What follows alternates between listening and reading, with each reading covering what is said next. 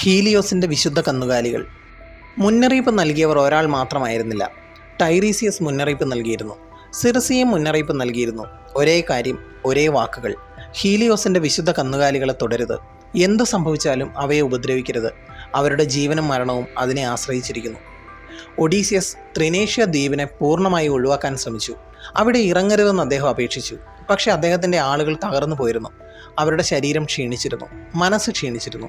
വർഷങ്ങളായുള്ള ദുരിതങ്ങൾ അവരുടെ ആത്മാവിനെ തന്നെ തകർത്തിരുന്നു. അവർക്ക് വിശ്രമം വേണമായിരുന്നു, ഭക്ഷണം വേണമായിരുന്നു. അവസാനം ഒഡീസിയസ് സമ്മതിച്ചു. പക്ഷെ ഒരു നിബന്ധനയോടെ. എല്ലാവരോടും സത്യം ചെയ്യാൻ ഒഡീസിയസ് പറഞ്ഞു. ഹീലിയോസിൻ്റെ കന്നുകാലികളെ ആരും തുടരുത്. ഇതൊരു ആജ്ഞ മാത്രമല്ല, ഇത് ജീവനും മരണവും തമ്മിലുള്ള വ്യത്യാസമാണ്. എല്ലാവരും സത്യം ചെയ്യുക. അവർ സത്യം ചെയ്തു. പക്ഷേ ചിലപ്പോൾ വിശപ്പ് ഏത് സത്യപ്രതിജ്ഞയേക്കാളും ശക്തമാണ്. അവർ ദ്വീപിൽ കാത്തിരുന്നു. ഒരു ദിവസം, ഒരാഴ്ച, പിന്നെ മറ്റൊരാഴ്ച. എന്നാൽ കാറ്റ് അനുകൂലമായില്ല. പൊസൈഡൻ അവരെ തടഞ്ഞു നിർത്തിയതുപോലെ. ഒരു മാസം മുഴുവൻ അവർ അവിടെ കുടുങ്ങിക്കിടന്നു. ഭക്ഷണശേഖരം തീർന്നു.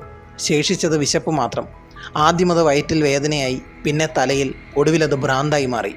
ഒരിക്കൽ കൂടി വിധി ഒഡീസിയസിനെ പരീക്ഷിച്ചു. അദ്ദേഹം ഉറങ്ങിക്കിടക്കുമ്പോൾ യൂറിലോക്കസ് ആളുകളെ ഒരുമിച്ച് കൂട്ടി പറഞ്ഞു, ഈ തീരത്ത് പട്ടികളെ പോലെ പട്ടിണി കിടന്ന് മരിക്കുന്നതിനേക്കാൾ വയറ് നിറച്ചു മരിക്കുന്നതാണ് നല്ലത്. ദേവന്മാർ ശിക്ഷിക്കണമെങ്കിൽ ശിക്ഷിക്കട്ടെ, അത് അവരുടെ ഇഷ്ടം. പക്ഷെ നമ്മുടെ വിധി നാം തന്നെ തിരഞ്ഞെടുത്ത മനുഷ്യനായി മരിക്കാം. അങ്ങനെ അവർ തീരുമാനമെടുത്തു. മുന്നറിയിപ്പുകൾ മറന്നു, സത്യപ്രതിജ്ഞകൾ മറന്നു, ഭയം മറന്നു. അവർ ഹീലിയോസിൻ്റെ വിശുദ്ധ കന്നുകാലികളെ അറുത്തു. ആദ്യ തുള്ളി രക്തം മണ്ണിൽ വീണ നിമിഷം ലോകം അത് ശ്രദ്ധിച്ചു. ദേവന്മാർ അത് ശ്രദ്ധിച്ചു. വിശ്വം തന്നെ അത് ശ്രദ്ധിച്ചു. അസാധാരണമായ കാര്യങ്ങൾ സംഭവിക്കാൻ തുടങ്ങി. അറുത്തുമാറ്റിയ മൃഗങ്ങളുടെ തോലുകൾ നിലത്തുകൂടി ഇഴയാൻ തുടങ്ങി. ജീവനുള്ളതുപോലെ. അഗ്നിക്ക് മുകളിൽ ചുട്ടുകൊണ്ടിരുന്ന മാംസം കരയാൻ തുടങ്ങി. കാളകളുടെ ശബ്ദത്തിൽ. അവ ഇപ്പോഴും ജീവനോടെ ഉണ്ടെന്ന പോലെ. അവ ഇപ്പോഴും വേദനിക്കുന്നത് പോലെ. ആ ഭീകര ശബ്ദം കേട്ടിട്ടും ആളുകൾ ഭക്ഷണം കഴിച്ചു. കാരണം വിശപ്പ് അവരെ കീഴടക്കിയിരുന്നു. പക്ഷെ അവരുടെ കണ്ണുകളിൽ ഭയമുണ്ടായിരുന്നു. ശൂന്യമായ ഭയം. തങ്ങൾ എന്താണ് ചെയ്യുന്നതെന്ന് അവർക്കറിയാമായിരുന്നു. തങ്ങളുടെ വിധി ഇപ്പോൾ മുദ്ര കുത്തപ്പെട്ടെന്ന് അവർ മനസ്സിലാക്കിയിരുന്നു. ഇതെല്ലാം കണ്ട സൂര്യദേവനായ ഹീലിയോസ് കോപത്തോടെ ദേവന്മാരുടെ രാജാവിനെ സമീപിച്ചു.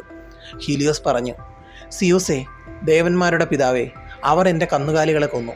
ഓരോ പ്രഭാതത്തിലും എന്നെ വരവേറ്റിരുന്ന എൻ്റെ സ്വർണ്ണ നിറമുള്ള കന്നുകാലികളെ, ഓരോ സന്ധ്യയിലും ഞാൻ മടങ്ങുമ്പോൾ എന്നെ അഭിവാദ്യം ചെയ്തിരുന്ന വിശുദ്ധ മൃഗങ്ങളെ. അവർ അവയെ കൊന്നു. അവർക്ക് ശിക്ഷ ലഭിക്കണം. അല്ലെങ്കിൽ ഞാൻ എൻ്റെ പ്രകാശം ലോകത്തിൽ നിന്ന് പിൻവലിക്കും. സൂര്യൻ ഇനി ഉദിക്കില്ല. ദേവന്മാരുടെ സഭ നിശബ്ദമായി. പിന്നെ സിയൂസ് സംസാരിച്ചു. ചുരുക്കത്തിൽ അവസാന വിധി പോലെ. അങ്ങനെ തന്നെ നടക്കും.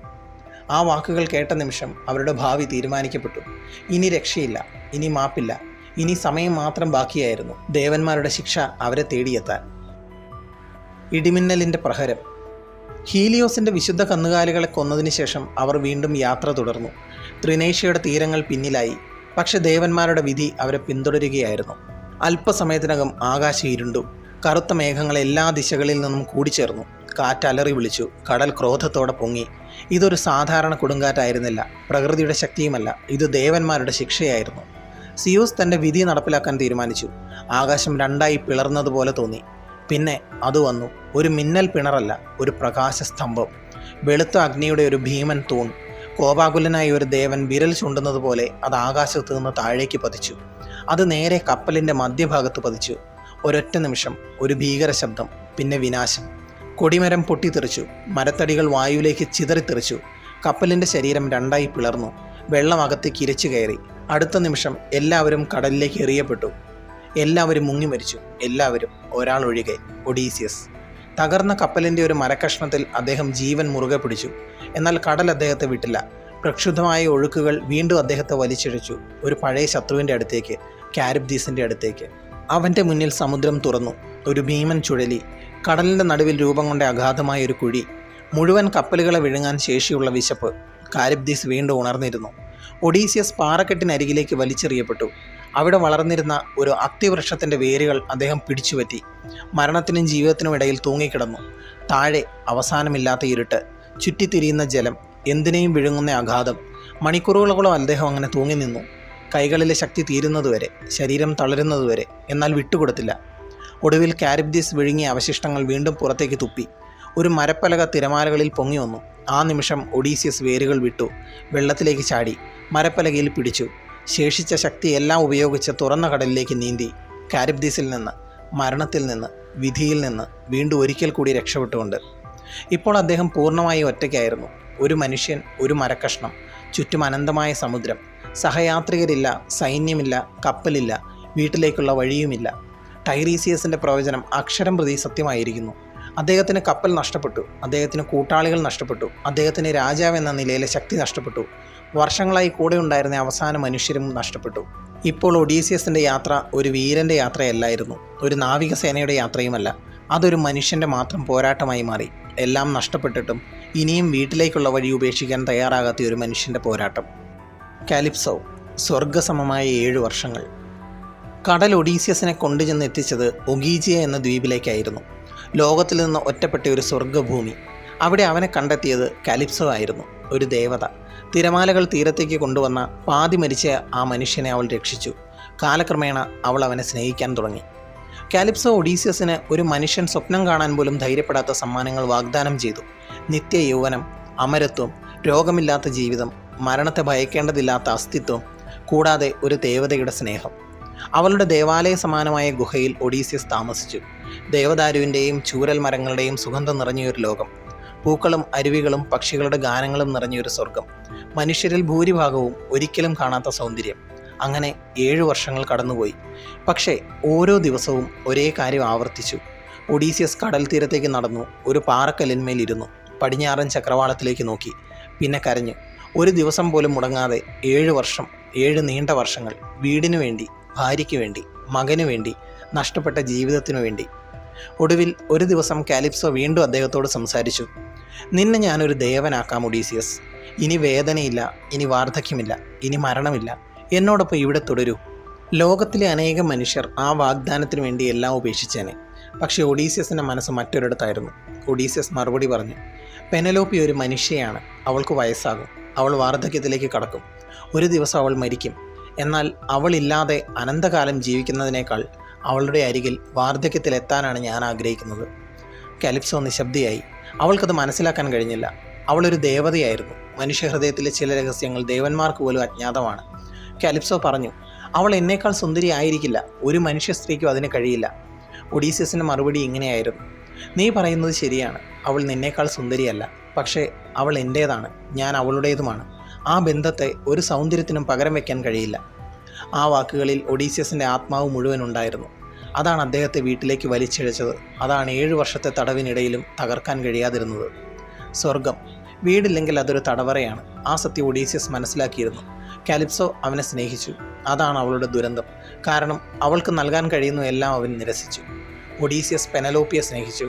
അതാണ് അദ്ദേഹത്തിൻ്റെ രക്ഷ. കാരണം ആ സ്നേഹമാണ് 20 വർഷത്തെ ദുരിതങ്ങൾക്ക് ശേഷവും അദ്ദേഹത്തെ വീട്ടിലേക്കുള്ള വഴിയിൽ നിന്ന് അകന്നു പോകാൻ അനുവദിക്കാതിരുന്നത്. ദേവന്മാരുടെ വിധി നിർണയം. ഒഡീസിയസ് ഒഗീജിയ ദ്വീപിൽ 7 വർഷം ചെലവഴിച്ചപ്പോൾ ഒരാൾ ഇപ്പോഴും അവനെ ഓർത്തിരുന്നു. അഥീന, അറിവിൻ്റെ ദേവി. ട്രോയിലെ യുദ്ധകാലം മുതൽ ഒഡീസിയസിൻ്റെ ബുദ്ധിയെയും ധൈര്യത്തെയും അവൾ ആദരിച്ചിരുന്നു. ഇപ്പോൾ അവൻ്റെ ദുരിതം അവസാനിക്കണമെന്ന് അവൾ തീരുമാനിച്ചു. അങ്ങനെ അവൾ ഒളിമ്പസ് പർവ്വതത്തിലെ ദേവസഭയിലെത്തി. ദേവന്മാരുടെ രാജാവായ സ്യൂസിൻ്റെ മുൻപിൽ നിന്നു. അവളുടെ ശബ്ദത്തിൽ കോപമുണ്ടായിരുന്നു, അനീതിക്കെതിരായ പ്രതിഷേധവും ഉണ്ടായിരുന്നു. അഥീന പറഞ്ഞു, പിതാവേ, ഇതിനിയും എത്ര കാലം തുടരും? നിങ്ങളുടെ യുദ്ധങ്ങളിൽ അവൻ രക്തം ചിന്തി. ട്രോയിയെ കീഴടക്കാൻ അവൻ തൻ്റെ ജീവിതം സമർപ്പിച്ചു. ഇപ്പോൾ അവൻ്റെ രാജ്യം തകർന്നു വീഴുമ്പോൾ നിങ്ങൾ അവനെ ഒരു ദേവതയുടെ ദ്വീപിൽ ഉപേക്ഷിച്ചിരിക്കുകയാണ്. സിയൂസ് അഥീനയെ നോക്കി. അദ്ദേഹത്തിന് ഒരു കാര്യം അറിയാമായിരുന്നു, ഈ വിഷയത്തിൽ മറ്റൊരു ദേവൻ്റെ കോപവും ഉൾപ്പെട്ടിരുന്നു, പൊസൈഡൻ്റെ. സിയൂസ് പറഞ്ഞു, പൊസൈഡൻ ഇതിൽ സന്തുഷ്ടനാകില്ല. അഥീന ശക്തമായി വാദിച്ചു, പൊസൈഡൻ ഇവിടെ ഇല്ല, ഞാനാണ് ഇവിടെ നിൽക്കുന്നത്, ഞാനാണിത് ആവശ്യപ്പെടുന്നത്. ഒരു നിമിഷം നിശബ്ദത. പിന്നെ സിയൂസ് വഴങ്ങി. വിധി ഒടുവിൽ മാറി തുടങ്ങി. അദ്ദേഹം ഹെർമിസിനെ വിളിച്ചു, ഒരു സന്ദേശവുമായി, ഒരു ആജ്ഞയുമായി ഒഗീജിയയിലേക്ക്, കാലിപ്സോയുടെ അടുത്തേക്ക്. ഹെർമിസ് ഒഗീജിയയിലെത്തി. ദേവന്മാരുടെ കൽപ്പന അറിയിച്ചു, ഒഡീസിയസിനെ മോചിപ്പിക്കണം, അവനെ വീട്ടിലേക്ക് പോകാൻ അനുവദിക്കണം. ആ വാക്കുകൾ കേട്ടപ്പോൾ കാലിപ്സോയുടെ ഹൃദയം തകർന്നു. അവൾ കരഞ്ഞുകൊണ്ട് ചോദിച്ചു, നിങ്ങൾ ദേവന്മാർ ക്രൂരന്മാരാണ്. ഒരു ദേവത ഒരു മനുഷ്യനെ സ്നേഹിച്ചാൽ നിങ്ങൾ അവരെ വേർപെടുത്തും. പക്ഷേ ഒരു ദേവൻ ഒരു മനുഷ്യ സ്ത്രീയെ സ്വന്തമാക്കിയാൽ ആരും അതിനെ ചോദ്യം ചെയ്യില്ല, ആരും എതിർക്കില്ല. ഹെർമിസ് അവളെ സഹതാപത്തോടെ നോക്കി. അവിടെ ഹെർമിസിന് സ്വയം അഭിപ്രായമില്ലായിരുന്നു. ഹെർമിസ് പറഞ്ഞു, ഇത് സിയൂസിൻ്റെ കൽപ്പനയാണ് കാലിപ്സോ, അവനെ പോകാൻ അനുവദിക്കൂ. അവൾ എതിർത്തില്ല. അവൾക്ക് കഴിയുമായിരുന്നെങ്കിലും. കാരണം സ്നേഹം ചിലപ്പോൾ പിടിച്ചു നിർത്തലല്ല, വിട്ടയക്കലാണ്. അങ്ങനെ കാലിപ്സോ ഒഡീസിയസിനെ സഹായിച്ചു. മരങ്ങൾ മുറിക്കാൻ സഹായിച്ചു, തടികൾ തയ്യാറാക്കി, പായ നിർമ്മിക്കാൻ തുണി നെയ്തു. വള്ളം നിർമ്മിക്കുന്ന ഓരോ ഘട്ടത്തിലും അവൾ അദ്ദേഹത്തോടൊപ്പം നിന്നു. അവൾക്കറിയാമായിരുന്നു ഓരോ മരത്തടിയും ഓരോ കയറും ഓരോ പായയും താൻ സ്നേഹിച്ച മനുഷ്യനെ തന്നിൽ നിന്ന് അകറ്റിക്കൊണ്ടിരിക്കുകയാണെന്ന്. എന്നിട്ടും അവൾ സഹായിച്ചു. ഒടുവിൽ വള്ളം തയ്യാറായി. കാലിപ്സോ അതിൽ ഭക്ഷണം നിറച്ചു, ശുദ്ധജലം നിറച്ചു, അനുകൂലമായ കാറ്റിനായി അനുഗ്രഹിച്ചു. പിന്നെ വിട പറയാനുള്ള സമയമെത്തി. ഒഡീസിയസ് യാത്ര തുടങ്ങി. വള്ളം പതുക്കെ ചക്രവാളത്തിലേക്ക് നീങ്ങി. കാലിപ്സോ തീരത്ത് നിന്നു. അത് നോക്കിക്കൊണ്ട്. അവൾ ഒറ്റയ്ക്കായിരുന്നു. വീണ്ടും പതിയെ അകന്നു പോകുന്ന വള്ളം, ചെറുതാകുന്ന രൂപം, ഒടുവിൽ ചക്രവാളത്തിൽ അലിഞ്ഞുപോയൊരു നിഴൽ. ഒഡീസിയസ് 7 വർഷം ആ ദ്വീപിൽ തടവിലായിരുന്നു. പക്ഷെ ഒരു സത്യമുണ്ട്, ഒഗീജിയ ഒഡീസിയസിൻ്റെ തടവറയാകുന്നതിന് വളരെ മുൻപ് തന്നെ അത് കാലിപ്സോയുടെ തടവറയായിരുന്നു. ഇപ്പോൾ അവൾ വീണ്ടും ഒറ്റയ്ക്കായി, അനന്തമായ വർഷങ്ങളോളം അതേ ദ്വീപിൽ, അതേ നിശബ്ദതയിൽ, അതേ ഓർമ്മകളോടൊപ്പം. ഫെയേഷ്യന്മാർ, അവസാന തുറമുഖം. ഒഡീസിയസ് ഒഗീജിയ ദ്വീപ് വിട്ടുപോയിരുന്നു. പക്ഷെ പൊസൈഡന്റെ കോപം അവസാനിച്ചിരുന്നില്ല. സമുദ്രദേവൻ വീണ്ടും അവനെ കണ്ടെത്തി. തുറന്ന കടലിൻ്റെ നടുവിൽ ഒറ്റയ്ക്കായിരുന്നു ആ മനുഷ്യനെ. പിന്നെ പൊസൈഡൻ തൻ്റെ അവസാന ആക്രമണം അഴിച്ചുവിട്ടു. ഒരു കൊടുങ്കാറ്റ്, മുമ്പ് വന്നവയേക്കാൾ ക്രൂരമായത്. തിരമാലകൾ പർവ്വതങ്ങളെ പോലെ ഉയർന്നു. കാറ്റ് വള്ളത്തെ കളിപ്പാട്ടം പോലെ എറിഞ്ഞു കളഞ്ഞു. ഒടുവിൽ അത് തകർന്നു. മരത്തടികൾ ചിതറിപ്പോയി. പായകൾ കീറിപ്പറന്നു. ഒഡീസിയസ് വീണ്ടും കടലിൽ വീണു. 2 ദിവസം 2 രാത്രികൾ അദ്ദേഹം നീന്തി. തിരമാലകൾ അദ്ദേഹത്തെ ഇടിച്ചു. ഉപ്പുവെള്ളം ശ്വാസകോശത്തിലേക്ക് കയറി. ശരീരം ക്ഷീണിച്ചു. ശക്തി തീർന്നു. എന്നിട്ടും അദ്ദേഹം മുന്നോട്ട് നീങ്ങി. കാരണം അഥീനയുടെ അദൃശ്യകരങ്ങൾ ഇപ്പോഴും അദ്ദേഹത്തെ നയിച്ചിരുന്നു. ദേവി അദ്ദേഹത്തെ ഉപേക്ഷിച്ചിരുന്നില്ല. ഒടുവിൽ ഒരു തീരം അദ്ദേഹത്തിൻ്റെ മുന്നിൽ പ്രത്യക്ഷപ്പെട്ടു. സ്കീരിയ, ഫെയേഷ്യന്മാരുടെ നാട്. തിരമാലകൾ അവനെ മണൽപ്പരപ്പിലേക്ക് കൊണ്ടെറിഞ്ഞു. തൊലിയിൽ ഉപ്പിൻ്റെ പാളികൾ ഉണങ്ങിപ്പിടിച്ചിരുന്നു. ജീവിച്ചിരിക്കുന്ന മനുഷ്യനേക്കാൾ മരിച്ചവനോടായിരുന്നു കൂടുതൽ സാമ്യം. അവിടെയാണ് രാജകുമാരിയായ നൗസിക ഒഡീസിയസിനെ കണ്ടെത്തിയത്. അവൾ അദ്ദേഹത്തെ ഭയപ്പെട്ടില്ല, പകരം സഹായിച്ചു. അവനെ തൻ്റെ പിതാവായ അൽക്കിനോസിൻ്റെ അരമനയിലേക്ക് കൊണ്ടുപോയി. അവിടെ ഒഡീസിയസിന് വിശ്രമം ലഭിച്ചു, ഭക്ഷണം ലഭിച്ചു. വർഷങ്ങൾക്ക് ശേഷം ആദ്യമായി ഒരു മനുഷ്യൻ എന്ന നിലയിൽ ആദരവും ലഭിച്ചു. ആ രാത്രി രാജസഭയിൽ ഒരു വിരുന്ന് സംഘടിപ്പിക്കപ്പെട്ടു. വിരുന്നിനിടയിൽ ഒരു അന്ധകവി തൻ്റെ വീണ കയ്യിലെടുത്തു പാട്ട് ആരംഭിച്ചു. അത് ട്രോയിയുടെ യുദ്ധത്തെക്കുറിച്ചായിരുന്നു. അവിടുത്തെ വീരന്മാരെക്കുറിച്ച്, അവിടുത്തെ വിജയങ്ങളെക്കുറിച്ച്, അവിടുത്തെ മരണങ്ങളെക്കുറിച്ച്. ആ ഗാനം ഒഡീസിയസിനെ ഒരു വാള് പോലെ കുത്തി. ഓരോ വരിയും, ഓരോ ഓർമ്മയും, ഓരോ നഷ്ടവും അദ്ദേഹത്തിൻ്റെ മനസ്സിലേക്ക് തിരികെ വന്നു. 10 വർഷത്തെ യുദ്ധം, 10 വർഷത്തെ യാത്ര, സുഹൃത്തുക്കളുടെ മരണം, കടലിലെ ദുരന്തങ്ങൾ, എല്ലാം വീണ്ടും വീണ്ടും വീണ്ടും. അദ്ദേഹം കരഞ്ഞു, ശാന്തമായി. മറ്റുള്ളവർ കാണാതിരിക്കാനായി. പക്ഷേ കണ്ണുനീർ നിർത്താനായില്ല. 20 വർഷങ്ങൾക്ക് ശേഷം ആദ്യമായാണ് മറ്റൊരാൾ അദ്ദേഹത്തിൻ്റെ കഥ പറയുന്നത്. സ്വന്തം ജീവിതം, സ്വന്തം വേദന, സ്വന്തം നഷ്ടങ്ങൾ മറ്റൊരാളുടെ ശബ്ദത്തിൽ കൂടി അയാൾ കേൾക്കുന്നത്. അത് ഒഡീസിയസിനുള്ളിൽ എന്തോ തകർത്തു. 20 വർഷത്തെ ദുരിതങ്ങൾക്ക് പോലും തകർക്കാൻ കഴിയാത്ത എന്തോ. അൽക്കിനോസ് അത് ശ്രദ്ധിച്ചു. രാജാവിൻ്റെ കണ്ണുകളൊന്നും നഷ്ടപ്പെടുത്താറില്ല. അൽക്കിനോസ് ചോദിച്ചു, കവിയുടെ ഗാനത്തിൽ നീ കരയുന്നു. ഇവ ട്രോയിയുടെ കഥകളാണ്. പറയൂ, നീ ആരാണ്? ഒരു നിമിഷം ഒഡീസിയസ് മൗനമായി. 20 വർഷത്തെ യാത്ര, 20 വർഷത്തെ വേദന, 20 വർഷത്തെ നഷ്ടങ്ങൾ, എല്ലാം ആ ഒരു ചോദ്യത്തിൽ ഒതുങ്ങിയിരുന്നു. പിന്നെ ഒഡീസിയസ് സംസാരിച്ചു. ഞാൻ ഒഡീസിയസ് ആണ്. 20 വർഷമായി വീട്ടിലേക്ക് മടങ്ങാൻ ശ്രമിച്ചുകൊണ്ടിരിക്കുന്ന മനുഷ്യൻ. ആ രാത്രിയിൽ ഫെയേഷ്യന്മാർ അദ്ദേഹത്തിന് ഒരു കപ്പൽ നൽകി. ഒരു യഥാർത്ഥ കപ്പൽ, ഒരു രാജാവിന് യോജിച്ച കപ്പൽ, അദ്ദേഹത്തെ വീട്ടിലേക്ക് എത്തിക്കാൻ.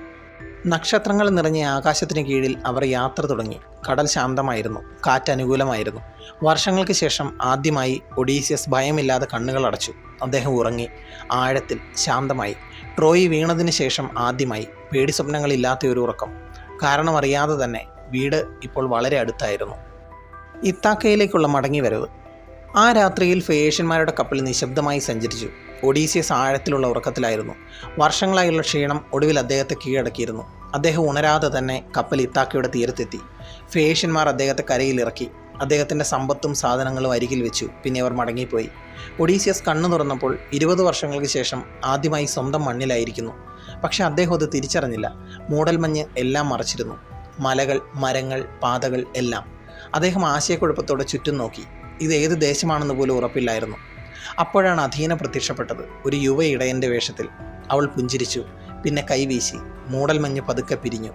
അതിനുശേഷം അദ്ദേഹം അത് കണ്ടു. ഇത്താക്ക, തൻ്റെ ഇത്താക്ക. ഒലിവ് തോട്ടങ്ങൾ, കല്ലുകൊണ്ടുള്ള പഴയ മതിലുകൾ, കുട്ടിക്കാലത്ത് നടന്നിരുന്ന ആട്ടിൻ പാതകൾ, അകലെയുള്ള കുന്നിൻ മുകളിൽ തൻ്റെ കൊട്ടാരത്തിൻ്റെ രൂപം, എല്ലാം വീണ്ടും അദ്ദേഹത്തിൻ്റെ മുന്നിൽ. ഒഡീസിയസ് മുട്ടുകുത്തി, മണ്ണിൽ കൈകൾ വെച്ചു. പിന്നെ സ്വന്തം ഭൂമിയെ ചുംബിച്ചു.